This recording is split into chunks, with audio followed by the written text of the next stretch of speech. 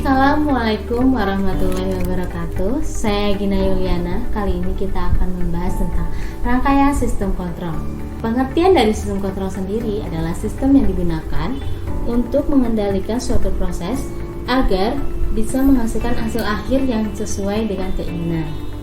Nah, ada dua macam sistem kontrol. Yang pertama, sistem kontrol manual, dan yang kedua adalah sistem kontrol otomatis. Sistem kontrol manual adalah sistem kontrol yang masih membutuhkan peranan manusia sebagai pengontrolnya. Nah, contohnya itu adalah saklar untuk mematikan dan menyalakan lampu, atau juga starter sepeda motor yang bisa kita gunakan. Nah, terus kontrol manual juga bisa digunakan bersamaan dengan sistem kontrol otomatis. Apabila kalau misalnya sistem kontrol otomatis itu sedang ada kendala, nah kita bisa menggunakan sistem kontrol manual. Nah, untuk pengertian dari sistem kontrol otomatis sendiri adalah sistem yang melakukan pengontrolan secara independen tanpa membutuhkan campuran tangan manusia. Nah, akhir-akhir ini sistem kontrol otomatis sering digunakan untuk menggantikan sistem kontrol manual. Nah, fungsinya itu adalah untuk mengurangi faktor human error dan meningkatkan akurasi aktual. Contoh yang sering dilakukan pada sistem kontrol otomatis yaitu pada transmisi manual, yang dimana perpindahan transmisi otomatis pada mobil modern itu diatur dengan komputer.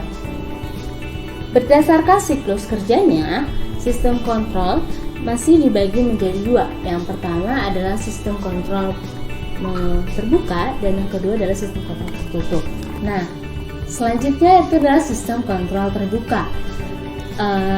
Yang dimana sistem kontrol terbuka itu adalah sistem kontrol yang keluarnya tidak mempengaruhi proses pengontrolan. Pada sistem ini, hasil pengontrolan tidak diukur dan dijadikan sebagai umpan balik atau feedback untuk dibandingkan dengan pemasukan. Sistem kontrol terbuka termasuk ke dalam sistem kontrol manual karena proses pengontrolannya dilakukan secara manual oleh operator. Proses pengontrolannya dilakukan dengan bantuan indikator atau alat ukur untuk mengamati keluarannya. Kemudian dilakukan koreksi variabel-variabel kontrol untuk mempertahankan hasil keluarannya. Sistem kontrol terbuka sendiri tidak dapat mengubah variabel untuk membuat hasil keluarannya konstan atau stabil. Perubahan variabel pada sistem kontrol terbuka harus dilakukan secara manual oleh operator setelah mengamati hasil keluarnya melalui alat ukur atau indikator. Contoh sistem kontrol terbuka pada bidang otomotif yaitu sistem kontrol atau injeksi bahan bakar pada kendaraan bermotor yang tidak menggunakan sensor oksigen. Nah, pada sistem ini komputer menghitung jumlah kebutuhan bahan bakar yang harus diinjeksikan ke dalam silinder berdasarkan data-data yang dikirimkan oleh sensor. Nah, di sini ada kelebihan dari sistem kontrol terbuka. Yang pertama itu adalah konstruksinya relatif lebih sederhana dan perawatannya mudah serta produksinya lebih murah. Yang kedua, saat bekerja sistem kontrol dapat beroperasi lebih stabil terbuka karena tidak dipengaruhi oleh penyimpanan nilai keluarannya. Selanjutnya kita akan membahas tentang kekurangan dari sistem kontrol terbuka. Yang pertama yaitu karena tidak adanya umpan balik, bila terjadi gangguan pada sistem kontrol cenderung akan mengalami kesalahan. Yang kedua, sistem kontrol terbuka membutuhkan kalibrasi secara berkala untuk menjaga kualitas hasil pengontrolannya. Nah, selanjutnya kita akan membahas tentang sistem kontrol tertutup. Nah, pengertian dari sistem kontrol tertutup sendiri adalah hasil pengontrolan atau keluarnya yang mempengaruhi proses pengontrolan. Jadi, keluaran sistem kontrol tertutup itu dijadikan umpan balik untuk mengkoreksi proses pengontrolan. Pada sistem kontrol tertutup ini, secara tidak langsung dia seperti sistem kontrol otomatis, yang dimana itu untuk mencapai nilai keluarannya yang sudah ditentukan sebelumnya. Oleh karena itu, sistem kontrol tertutup dapat dikategorikan sebagai sistem kontrol otomatis.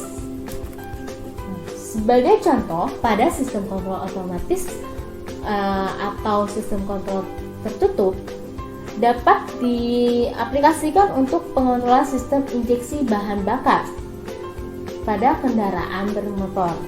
Dan sistem kontrol tertutup sendiri ada kelebihannya. Yang pertama itu adalah konstruksi relatif lebih rumit dan biaya produksinya lebih mahal. Yang kedua, itu saat bekerja, sistem kontrol tertutup bekerja lebih dinamis dan hasil pengontrolannya lebih akurat.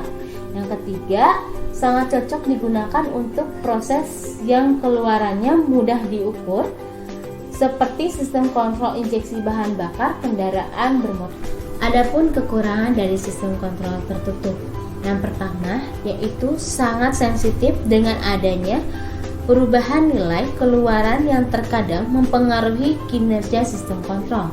Yang kedua, menggunakan komponen yang lebih banyak, terutama untuk mengukur kekurangan sistem kontrol.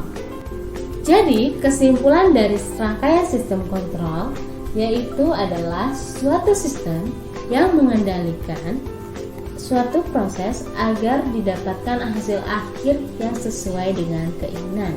Cukup sekian yang dapat Ibu sampaikan. Terima kasih. Wassalamualaikum warahmatullahi wabarakatuh.